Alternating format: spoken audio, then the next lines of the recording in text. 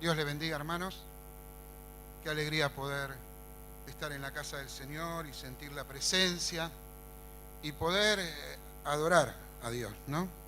Qué privilegio que tenemos como iglesia de poder exaltar y adorar el nombre del Señor. Quiero llamar su atención a dos pasajes de la palabra de Dios que se les llama pasajes paralelos, pero se complementan uno con el otro. Así que vamos a leer los dos pasajes. Son muy parecidos, pero tienen algunas diferencias que hacen que se complementen y podamos ver una gran verdad leyendo los dos pasajes. El primer pasaje se encuentra en el Evangelio de San Lucas, en el capítulo 11, desde el versículo 1.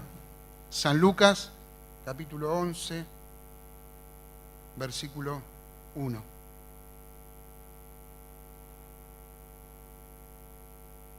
¿Lo encontramos?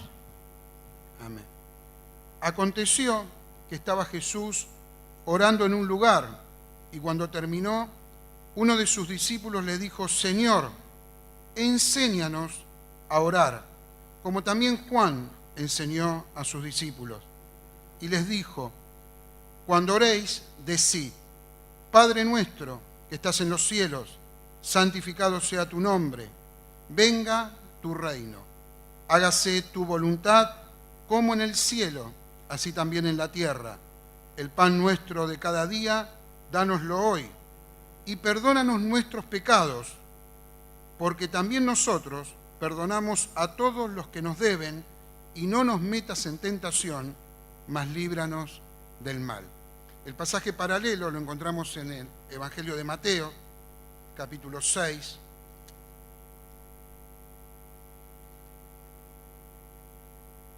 Mateo, capítulo 6, desde el versículo 9.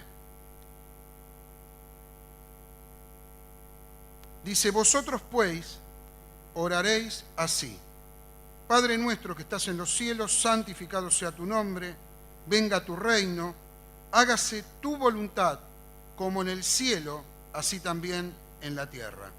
El pan nuestro de cada día, dánoslo hoy, y perdónanos nuestras deudas, como también nosotros perdonamos a nuestros deudores.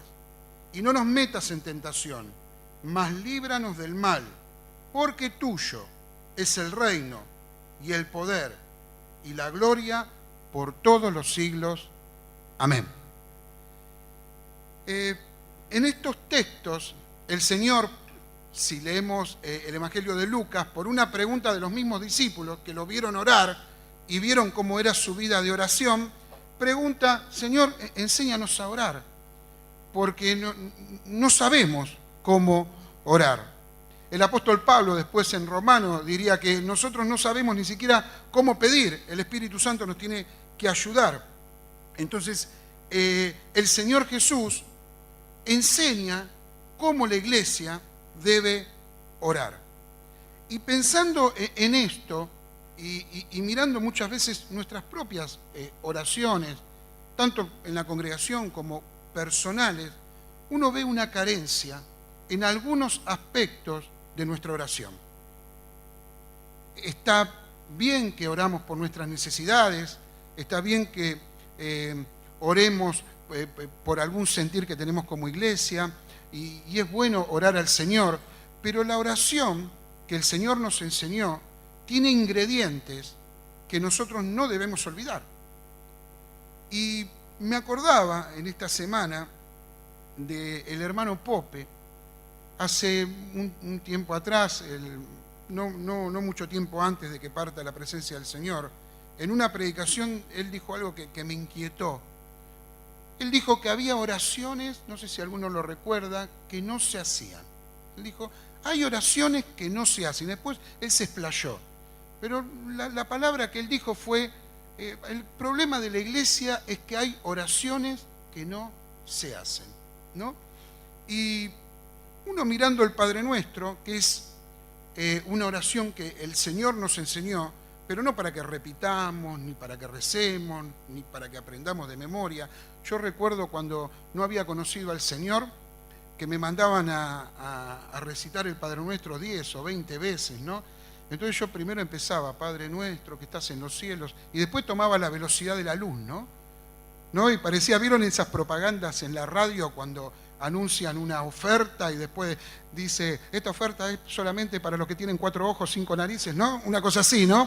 Y uno cuando mira eso, si lo pudiera pasar en voz lenta, se daría cuenta que la oferta no es tal, ¿no? Entonces yo con el Padre Nuestro hacía lo mismo, ¿no? Me lo mandaban a rezar, a repetir, y lo hacía 10, 15 veces, porque decían, lo tenés que hacer 10, 15 veces, y uno no influenciaba en alguien. Hay religiones que repiten esto y no influye, porque el Señor nos enseñó, y lo dice acá en Mateo, en los primeros versículos de los que hemos leído, dice que tiene que haber una actitud para orar. Para orar al Señor tiene que haber una actitud. Y fíjense que dice, cuando vos ores, no seas como los hipócritas, no te hagas el artista delante del Señor y delante de los hermanos. Dice, porque algunos aman el orar en pie en las sinagogas, en las esquinas de las calles, para ser visto de los hombres. De cierto os digo que ya tienen su recompensa, ya lo vieron los hombres. ¿Me comprende, hermano? La recompensa ya la han tenido. Los hombres lo vieron y dijeron, uy, qué bien que ora qué caudal de palabras que tiene.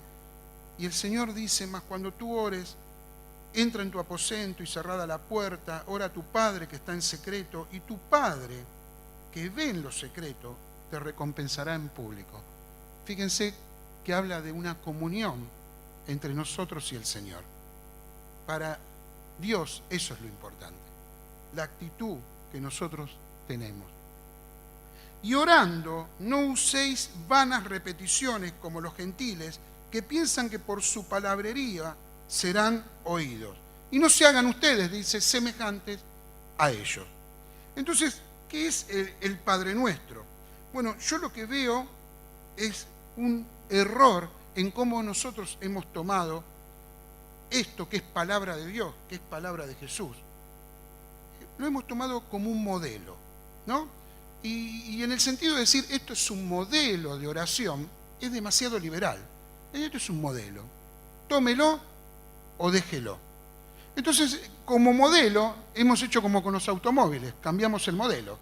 Cada 2x3 cambiamos el modelo. Y uno escucha a veces las oraciones, y esta semana yo me detuve en escuchar oraciones en la radio o en la televisión, y de lo que el Señor nos enseñó, ni siquiera el 20% se ora. Ni siquiera el 20%. Y esto no es para repetir, vuelvo a aclararlo. En el Padre Nuestro están los ingredientes que nosotros tenemos que tener cada vez que nos acercamos al Señor. ¿Cómo nos acercamos al Señor? ¿Con qué reverencia, con qué respeto nosotros nos acercamos al Señor? ¿Qué decimos cuando hablamos con el Señor? ¿Qué cosas tienen que estar en nuestra oración personal para que esa oración llegue al trono del Señor? Lo primero es la actitud. Y Jesús no enseñó esto para que lo repitamos o lo aprendamos de memoria y lo repitamos tal cual, porque si no, la oración de Mateo y la de Lucas hubieran sido exactamente igual y no lo son. La de Lucas tiene un ingrediente que no tiene Mateo, y Mateo tiene muchos más ingredientes que no tienen Lucas.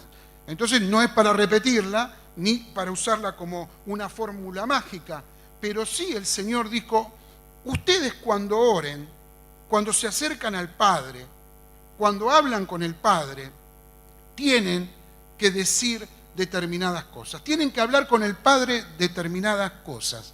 Yo recién adoraba al Señor cuando cantábamos Renuévame, Señor Jesús. Y es una realidad lo que se cantó. Cada día nosotros tendríamos que decirle al Señor que nos renueve. Cada día nosotros tendríamos que hablar con Dios y decirle, Señor, necesitamos que renueves nuestra vida. Y cada día nosotros tenemos que acercarnos al Padre Celestial, diciéndole, Señor, tú eres nuestro Padre. Tú eres nuestro Padre Celestial. Habitas en la eternidad. Y hermanos, los discípulos le dijeron, Señor, enséñanos a orar. esta pregunta es fundamental porque Jesús se tomó en serio la pregunta de los discípulos y les contestó. Pero ustedes quieren saber cómo deben orar, y fíjese la frase: ustedes orarán así. No orarán como acercándose a Dios de cualquier manera. Deben orar así. Algunos ingredientes de la oración que el Señor nos enseñó: alabar y exaltar al Padre. Cuando nos acercamos al Señor, tiene que haber un tiempo de alabanza y exaltación al Señor. Vaya mirando su corazón, que yo lo voy mirando también. ¿Lo hacemos? ¿Tenemos un tiempo para alabar y para exaltar al Padre en nuestra oración diaria? Reconocer su santidad. Después nos detendremos en cada ítem. Pedir que se haga su voluntad, no la nuestra, la voluntad de Dios. Una vez hasta escuché una frase en algún lugar de alguien que dijo: no, esos que piden que se haga la voluntad no tienen fe. ¿Qué más fe que saber que el Señor está en el control de nuestra vida y su voluntad es agradable y perfecta para nosotros? ¿Cuántos lo creen? Pedir por el reino. Venga a nosotros tu reino. Pedir el pan de cada día, el sostén que necesitamos cada día para vivir, depender de Dios cada día de nuestra vida. Hermano, no está diciendo pidan por la década o pidan más de lo que necesitan. Está diciendo el pan de cada día. Señor, hoy es un nuevo día. Hoy dependo de ti también. Y hoy quiero que me sostengas hasta el final del día. ¿Cuántos dicen amén? Pedir perdón por nuestros pecados. Acercarnos a Dios con un corazón arrepentido. Y no hay mejor manera de reconocer que somos pecadores después de haberle dicho al Señor que es santo y que su nombre debe ser santificado.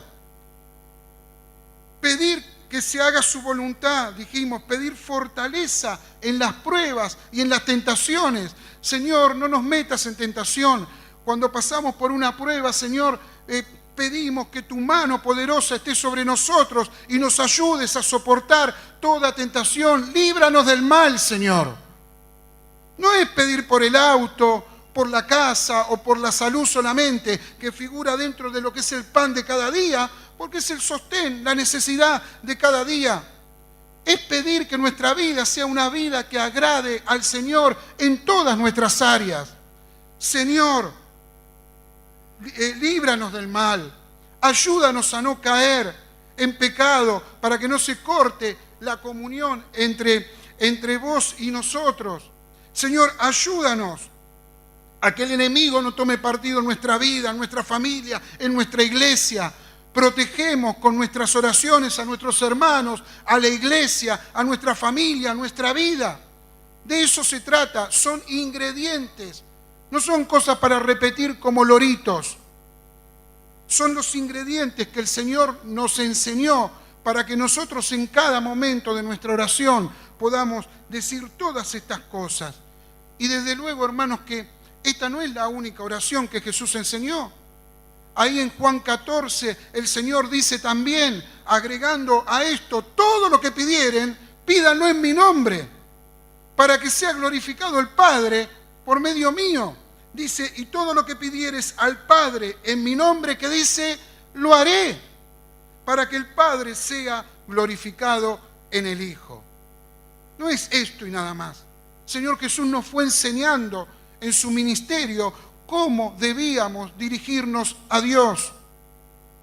Y hay algo importante en esto, la reverencia, hermanos. Hoy, en muchos aspectos, se ha perdido la reverencia por el Señor. Hoy el Señor en algunas oraciones parece como el vecino de al lado. Y Él es nuestro Padre que está en los cielos. Y su nombre es santificado. Él es el Señor. Él es el Dios creador. El Rey de reyes, Señor de señores. Cuando está hablando, Padre nuestro que estás en los cielos, está hablando de un Padre. Y la palabra Padre, dentro de lo que era el contexto en el que Jesús estaba hablando, no era solamente un papá. Alguien dijo una vez, y algún comentarista, y no es tan así, dijo que Abba Padre quiere decir papito querido, y no quiere decir eso. Es una frase cariñosa, pero quiere decir padre que me sustenta, padre que me cuida, padre que me ha creado. Es una relación íntima, pero no es solamente papito querido. Es mi Padre que está en los cielos. Y habla de un principio de autoridad. Padre es un principio de autoridad. Es mi creador, es mi sustentador. Yo cuando estoy diciendo Padre, estoy diciendo dependo de ti, Señor. Sos mi Padre, dependo de ti hasta para respirar.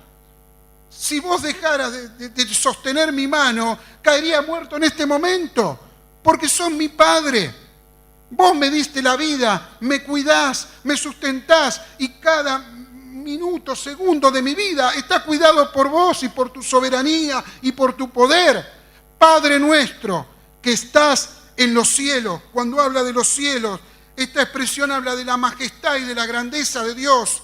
Los cielos no lo pueden contener. Está hablando de que Dios está en todos lados, de que Dios reina en todo el universo.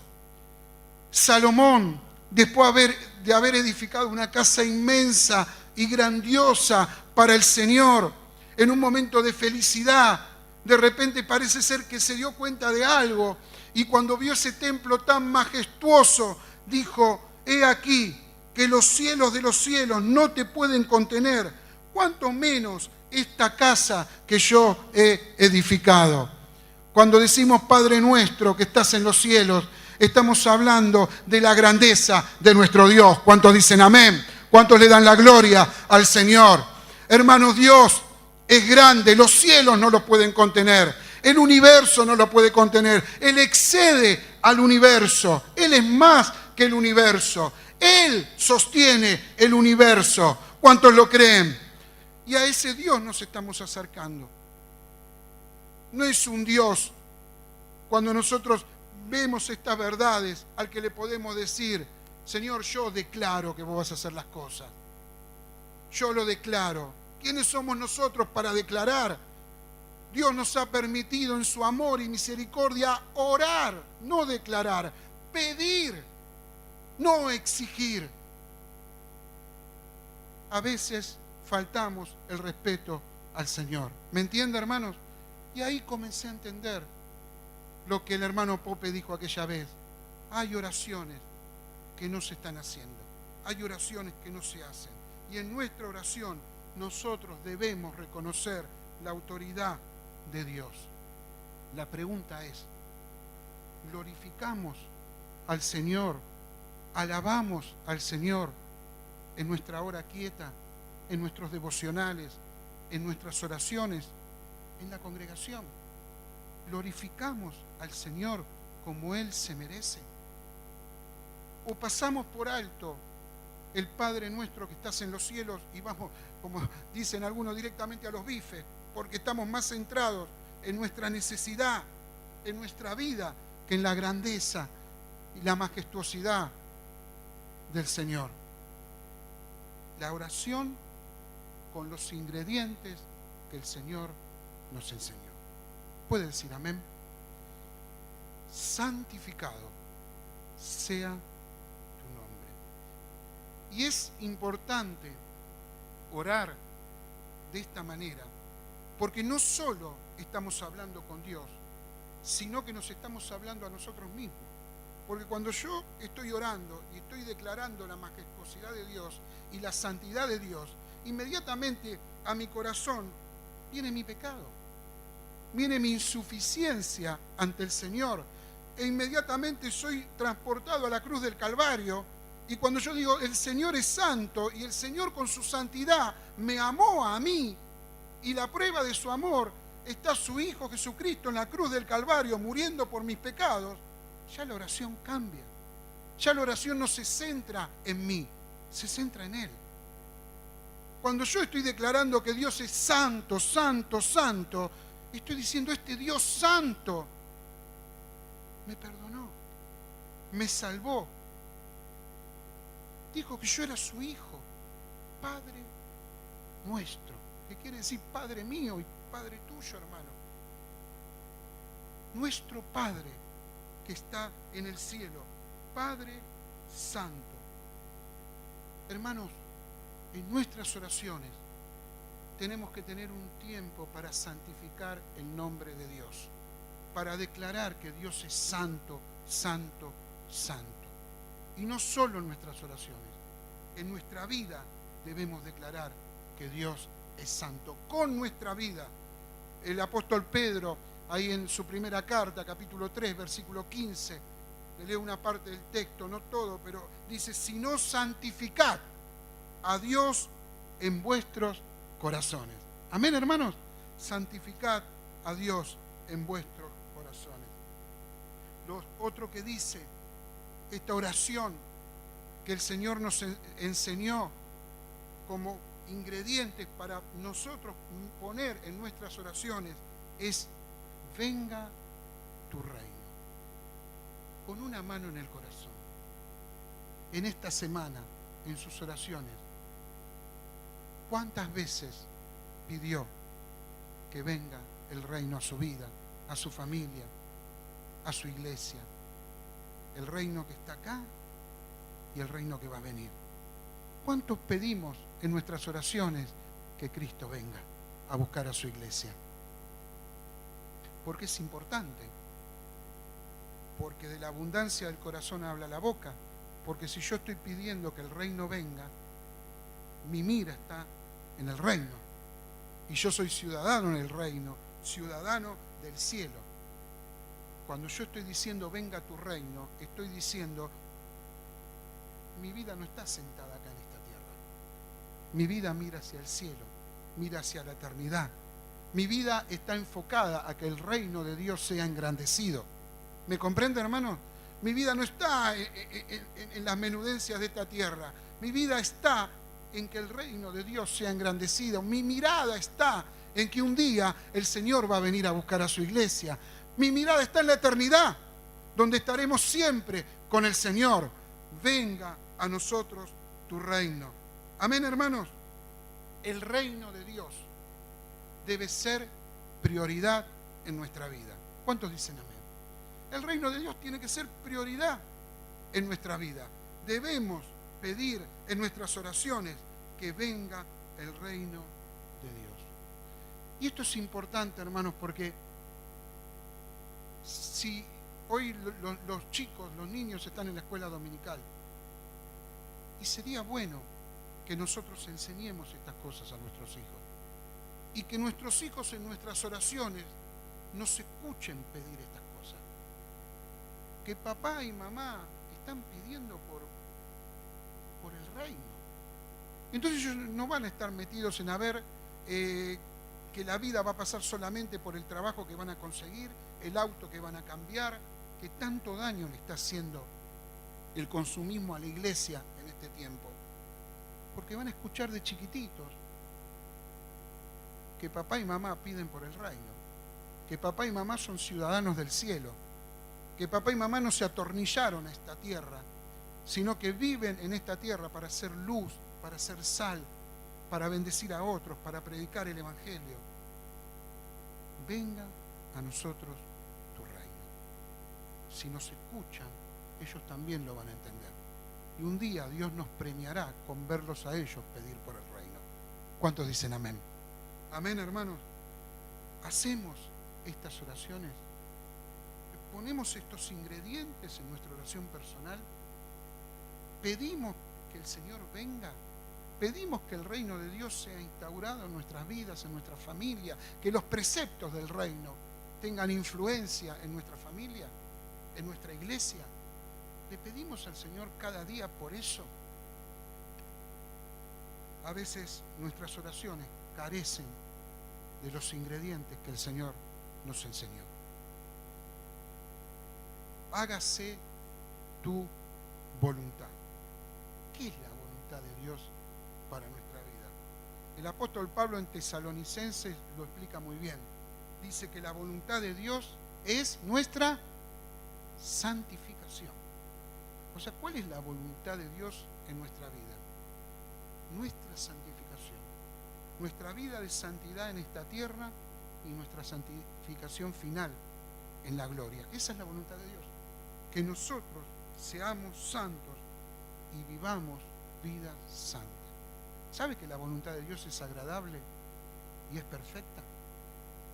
¿Sabe que la voluntad de Dios para nuestra vida es lo mejor que nos puede pasar? Vuelvo a recordar a Pablo en Romanos. Ni siquiera sabemos que es bueno para nosotros. El Señor sí lo sabe. ¿Cómo no orar, Señor, que se haga tu voluntad? Y en cada situación, hermanos, y en cada necesidad.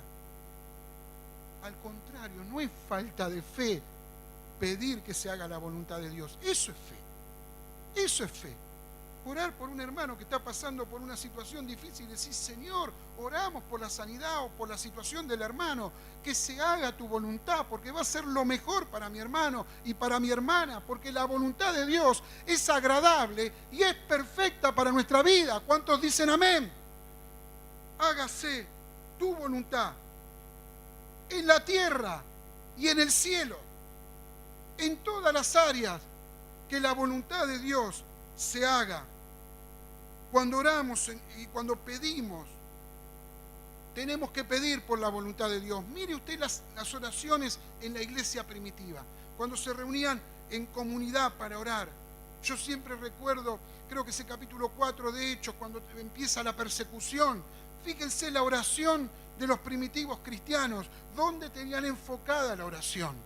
Señor, permítenos que a pesar de la lucha, de la prueba, de la persecución, prediquemos con denuedo tu palabra. Son oraciones dentro de la voluntad de Dios. No pedían por sus cosas. Si usted lee ahí, se va a dar cuenta que ni siquiera pidieron para que no haya persecución. Pidieron para que puedan predicar con denuedo su palabra. Hermanos, ¿carecen de esas cosas nuestras oraciones personales? ¿Faltan ingredientes en nuestra oración personal? ¿Nos estamos olvidando de algunas cosas que el Señor nos enseñó de cómo debemos orar?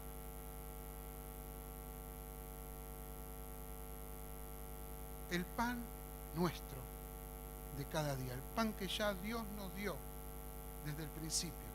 La Biblia dice en Efesios, el apóstol Pablo, que hemos sido bendecidos con toda bendición espiritual.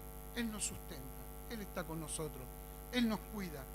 Pero dice algo interesante, dice el pan nuestro de cada día. Hermanos, cada día que comienza se lo tenemos que dar al Señor. Cada día que comienza tenemos que decirle, Señor, dame el pan de cada día. Cuidame en este día, sustentame, dame lo que necesito. Dame lo que necesito. Que tu Espíritu Santo me llene, que pueda servirte, que pueda alimentar a mi familia. Todas las áreas está abarcando este pan nuestro de cada día. Es Dios sustentándonos, Dios dándonos las cosas que necesitamos. Pablo en 1 Timoteo, hablándole a Timoteo, dice, mire, así que teniendo sustento y abrigo, estemos contentos con eso. Amén.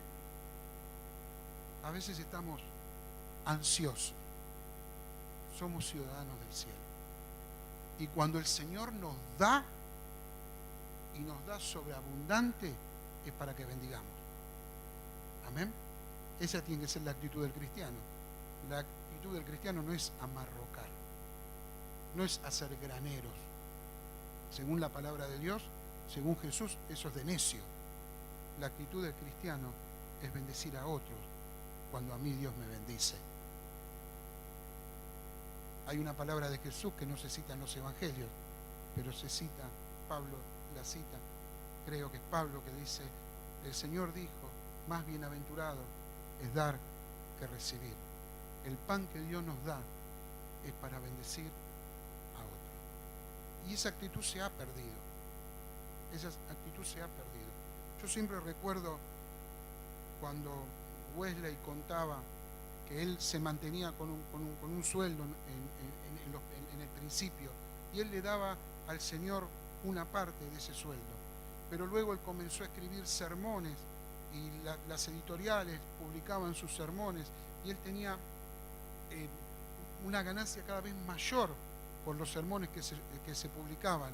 Y él decidió vivir con el mismo sueldo toda su vida. Y todo lo que sobraba se lo daba al Señor y a obras de caridad. Son actitudes, ¿me comprende, hermanos? Son actitudes. Yo sé que debemos mantener nuestra familia, que debemos vivir nuestra vida, lo entiendo. Pero hay actitudes, hay decisiones de vida que nosotros debemos tomar como cristianos. No todo es el dinero, no todo es el placer. Nosotros hemos sido llamados a servir a nuestro Dios. ¿Cuántos están de acuerdo? ¿Cuántos lo creen? Son decisiones de vida y como cristianos debemos tomar esas decisiones de vida, porque cuando tomamos decisiones contrarias perdemos fuerza como hijos de Dios. Perdemos fuerza, estamos metidos en un montón de cosas y no le damos el tiempo que Dios merece, porque somos sus hijos, porque hemos dicho que Padre nuestro, que estás en los cielos, porque hemos santificado su nombre, porque hemos dicho que se haga su voluntad. Y cuando decimos en la tierra y en el cielo, estamos incluidos nosotros, que se haga la voluntad en nuestra vida. Padre nuestro, el pan nuestro, depender de Dios y reconocer nuestra necesidad diaria. ¿Oramos de esa forma? ¿Nos escuchan nuestros hijos decir estas cosas? ¿Les enseñamos a nuestros hijos que debemos depender en cada área de nuestra vida de Dios? ¿Les decimos que somos insuficientes nosotros y que dependemos de Dios? ¿Que todo lo hace el Señor? Nehemías, cuando hizo una gran obra, dijo, la mano de Dios estuvo sobre mí, la benéfica mano de Dios estuvo sobre mí. ¿Nos escuchan nuestros hijos, nuestros seres queridos, hablar de esta manera? ¿O ven en nosotros un gigante con pies de barro que un día se va a caer? Yo no quiero que mis hijos vean una gran persona, que vean una pequeña persona con un Dios muy grande. Eso es lo que nosotros debemos enseñar. Perdona nuestras deudas, pecados, dice Lucas, nuestros pecados, así como nosotros también perdonamos. Hay dos cosas en esta oración que el Señor nos enseñó que se dan sobreentendidas. Primero, Él dice, cuando ustedes oren, está sobreentendido que el cristiano ora, que el Hijo de Dios habla con el Señor. Y lo segundo es esto, dice, perdona nuestras deudas como nosotros también perdonamos. El Señor Jesús está diciendo, si llegaron hasta acá es obvio que han perdonado. El cristiano debe perdonar al que le hizo daño, debe perdonar las ofensas, porque sabe que esa es una forma de que Dios nos perdone a nosotros. Y el Señor nos ha enseñado con parábolas lo importante de perdonar a nuestro prójimo. Perdónanos, Señor, como nosotros perdonamos a los que nos hacen daño. Perdónanos, Señor. Y a la inversa sería, si nosotros no perdonamos, no podemos pedirte perdón. ¿Cómo vamos a pedir algo grandísimo cuando nosotros no podemos hacer algo que a la luz de la eternidad es pequeño? Por más que nos duela, hermano, debemos perdonar para que el Señor nos perdone. ¿Cuántos dicen amén? El requisito para recibir perdón es perdonar. Y perdona nuestros pecados, así como nosotros perdonamos a los que nos ofenden, a los que nos tratan mal. No nos metas en tentación, líbranos del mal. Es misterioso esto, ¿no? No nos metas en tentación. Dios no nos mete en tentación. Dios lo que está diciendo acá el Señor Jesús, que podamos soportar la tentación, que el Señor no nos ponga en una tentación que no podamos soportar, y Él lo hace así. Y Él lo hace así. No hay tentación que el Señor no nos ayude a pasar. No hay prueba por la cual nosotros, tomados de la mano del Señor, no podamos pasar. ¿Cuántos lo creen? pero hay algo que hacer. Oremos para que el Señor nos ayude en las pruebas que tenemos que pasar. Ahí en Getsemaní, cuando el Señor tuvo esa oración tan tremenda antes de ir a la cruz, le dijo algo importante a sus discípulos. No sé si usted se acuerda. Dijo: velad y orad para que no entréis en tentación. Pidámosle al Señor cada día para no entrar en tentación. Pidámosle al Señor cada día que nos guarde del mal. Pidámosle al Señor cada día salir victoriosos de las pruebas que se nos presentan. ¿Cuántos dicen amén? Hermanos, le voy a pedir que se ponga de pie. Vamos a orar al Señor. Pero antes quiero contarles un poco un recuerdo que vino a mí en esta semana. Hace unos cuantos años atrás, bastantes años atrás, hicimos un retiro espiritual con los jóvenes de aquel entonces. Y a mí me encantaba invitar al hermano Milton. Me encantaba. A veces los chicos me decían: bueno, pero invitar a un más joven, o esto, lo otro. Y después, cuando ellos se enfrentaban con el hermano Milton y él tenía palabra de Dios, uno siempre decíamos con Silvia que veníamos con la camisa toda moqueada, porque los chicos lloraban y se encontraban con Dios. Y un día tuvimos un retiro espiritual y aprendí dos cosas ese día. Llegamos con el micro, no sé si habrá alguno de aquella época. Jaime está por ahí, Noelia. Llegamos con el micro, no sé si se acuerdan, y el hermano estaba esperando con su auto ahí en la puerta del predio. Y yo ya sabía lo que me esperaba. Me dice: Enrique, él no pronunciaba la I, la E, Enrique me decía: puntualidad es santidad. Yo empecé a hacer página. Y tuvimos un encuentro con el Señor, un retiro. Y Él usó el Padre Nuestro. Y en ese momento, hubo un momento donde Él leyó el Padre Nuestro y nos dijo: leamos esto en actitud de oración. Y fue impresionante, hermanos. Me acuerdo que salimos afuera y leímos el Padre Nuestro con una actitud reverente y de oración al Señor. Actitud que a veces hemos perdido. Y lo digo yo primeramente. Yo he perdido esa reverencia por el Señor. Y después entendí, cuando años después Él dijo: hay oraciones que no hacemos. Y yo quiero volver a leer el Padre Nuestro ahí en Mateo, con una actitud de reverencia al Señor, porque es la palabra de Dios, son las palabras de Jesús que Él nos dejó, para que recordemos que hay cosas que no debemos olvidar. Hermanos, no le hagamos caso a las modas. Las modas pasan. Porque usted diga una vana palabrería, Dios no va a cambiar. Estos son los ingredientes que debemos utilizar. Vosotros, pues, oraréis así. Y después de leer esto, cuando nos acerquemos a orar al Señor, nuestro corazón va a estar distinto. ¿Me comprende?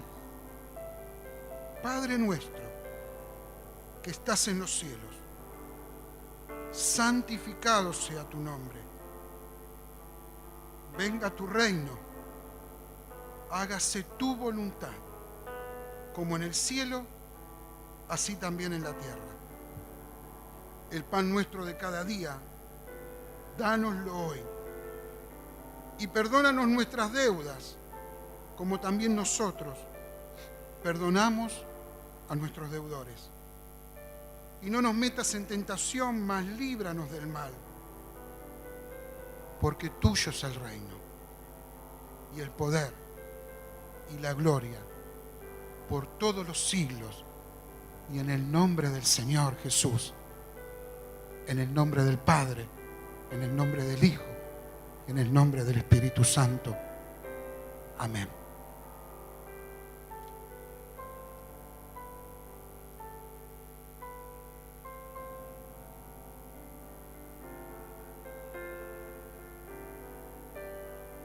Es una oración que la llamamos Padre Nuestro. Sin embargo, Jesús no dijo, voy a enseñarle el Padre Nuestro. La conocemos como el Padre Nuestro porque son las primeras palabras que pronuncia la oración. Como que lo sobresaliente, nosotros dijimos, es esa relación con la cual nos acercamos a Dios. Dios es Padre. Dios es Padre. Y nos llama a nosotros sus hijos, ¿no? Nos dice que a los que creemos le ha dado la potestad de ser hechos, llamados hijos de Dios. Esta es una verdad teológica, pero el énfasis que dio Ricky y que tiene la palabra es mi Padre. Es decir, Él es Padre, Él es Salvador, Él es el camino, pero es mío. No sé si me entiende. Es mío. Imagínense que acá hubiera entrado los hijos de la presidenta de la nación. Todos hubiéramos dicho, mira quién está. Son los hijos de la presidenta de la nación. Hay gente que tiene portadores de apellido, ¿no? Es hijo de. Y entonces eso es como que le da una categoría. Y ellos dirán, es mi papá o es mi mamá. Y eso, hermanos, es lo importante como cristianos, hacerlo nuestro. Y recuerdo el Salmo 23, cuando David dice, el Señor es el pastor. Si hubiera dicho eso, está bien, lo mismo. Es el pastor de Israel, es el que cuida a Israel. Pero el que dijo, el Señor es mi. Ese mi está diciendo, Él es el que me cuida. Y aunque ande en valle de sombra y de muerte, no temeré mal alguno, porque su vara y su cayado me infundirán aliento. El Señor es mi papá. El Señor, decía David, es mi pastor, y nada me faltará. Y si Él es nuestro Padre, la paz que sobrepasa todo entendimiento es nuestra. El gozo que da aún en medio de la tormenta es nuestra. Yo a veces quedo sorprendido. Cuando uno pasa por pruebas y dificultades, de pronto hay como una paz invadiéndole el corazón. Y hasta me extraño de esa paz. Digo, Señor, pues si estoy pasando por situaciones difíciles, un ser querido, alguien está sufriendo, y uno sufre. Sin embargo, en lo más profundo del corazón hay una paz. Eso es lo que nos da nuestro Padre. Es nuestro Padre. Amén. ¿Puedo decir, es mi papá? Los chicos a veces oran de una manera distinta a la que oramos nosotros, ¿no? Dice, papito querido. Nosotros somos más ceremoniosos, ¿no? Pero me llama la atención. Los chicos dicen, papito mío, papito. Es nuestro papá. Es nuestro Padre. Es nuestro pastor. Es mi amigo. Y es aquel que va a estar a mi lado cuando ande por lugares hermosos, cuando ande en un valle de sombra, cuando ande en cualquier momento de la vida y circunstancia que nos presente. Papá, mi papá que está en los cielos, como fue explicado bien, el Todopoderoso, porque es el Todopoderoso. ¿Cuántos creen? que está en los cielos, está diciendo, Él es el todo, tengo que aceptar esa verdad. El Señor es mi pastor. Padre nuestro. Señor, que esta realidad se haga carne en nosotros. A ver si me entienden. Cuesta. No es repetir, como fue dicho, decirle, papá, papá, aquí estoy. Sos mi papá.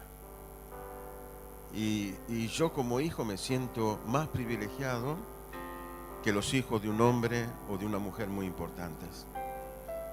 Porque somos hijos del Rey de Reyes y del Señor de Señores y del Todopoderoso. ¿Puedo decir gloria a Dios? No se sientan mal, miren los problemas, las dificultades que tengo. Mi papá es el Todopoderoso. Yo soy hijo de Él. Y no hay nada que no pueda superar con la ayuda de mi Padre. ¿Puedo decir amén? Es mío.